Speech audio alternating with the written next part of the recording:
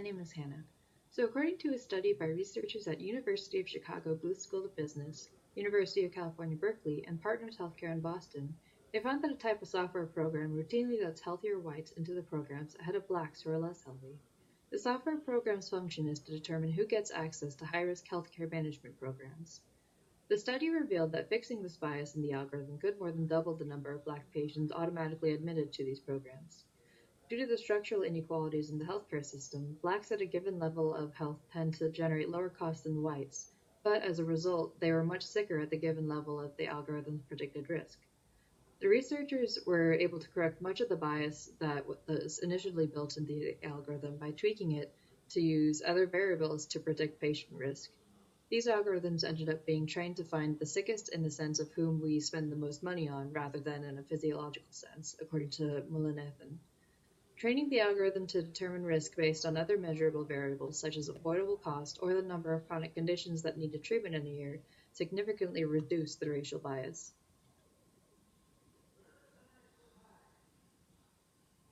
Hi, my name is Adalis, and I'll be talking about the pros and cons of health algorithms. Health algorithms are an innovative way to attempt to filter out factors that influence one's health care. It focuses on preventing health conundrums, which is both helpful to patients and doctors. Issues like race and one's economic status create a bias that can hinder someone from getting the proper care that they need.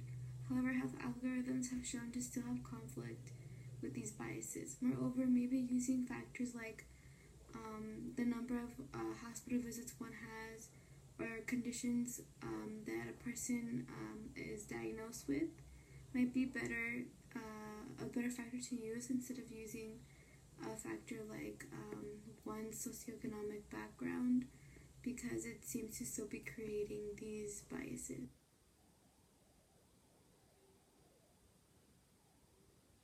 Hello, my name is Tyson Lee. To start off, crowdsourcing can be defined as the practice of obtaining information or input into a task or project by enlisting the services of a large number of people, either paid or unpaid, typically via the internet. With the increasing adoption of crowdsourcing, more tasks can be completed by ordinary workers online. First, the task needs to be divided into smaller and easier tasks and assigned to many people. These people need to be rewarded after completing each task. The completion of these small tasks are then put together to serve as a solution for the primary big task.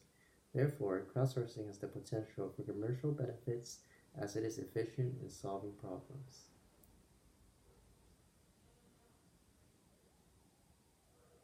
Hi everyone, it's Jasmine. As just previously discussed, it is alarming that a software program that should be eliminating any sort of racial bias when it comes to healthcare is in actuality perpetuating such a bias. It's already horrifying enough that this day and age physicians are complacent in these such biases. We've heard time and time again that people of color are often neglected when they're seeking healthcare, and their ailments and pain are delegitimized. Their grievances are often seen as faking it, and they are just not taken seriously. I recently read a very bittersweet article which discusses a rare case where racial biases protected African Americans. As we all know by now, the opioid epidemic is plaguing our country, and one of the primary causes was the vast overprescription of opioids. Some researchers have speculated that negative stereotypes of African Americans prevented physicians from prescribing opioids to them. These stereotypes could possibly include that African Americans, 1, were more likely somehow to get addicted to the drug, 2, would be more likely to sell the drugs, 3, had a higher pain threshold than white people because they were biologically different. And a fourth possibility was that white doctors were more empathetic to the pain of people who were like them and less empathetic to those who weren't. While these racial biases did save a projected 14,000 African American lives, it does not negate the fact that patients were more likely to endure unnecessary and excruciating pains for illnesses like cancer because their pain was seen less than other people's pain.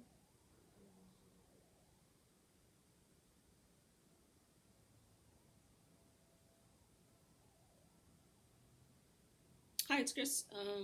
I'm going to be doing a summary of the crowdsourcing article. First off, the math is really kind of crazy. I'm not even going to address that. I'm just going to do a summary. It's basically saying we are now in the era of big data. the importance of knowledge discovery from data is unprecedented. In a large number of learning systems, the models are continuously optimized as you accumulate more data. Constructing learning models is one of the development branches in machine learning. Although it's widely used, it still suffers from deficiencies of the training data. The emergence of crowdsourcing has alleviated the contradiction between the demand of the learning model and the deficiency of the training data. You can obtain lots of data from crowdsourcing. However, the uncertainty of the derived data is a severe challenge to the quality of collecting data in learning models. This process is still in a young age. The problems are worthy of studying in the future, at least including the following aspects. More fine-grained inference models.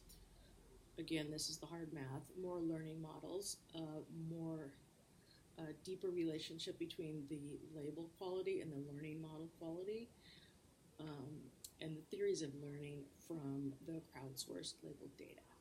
And that's it.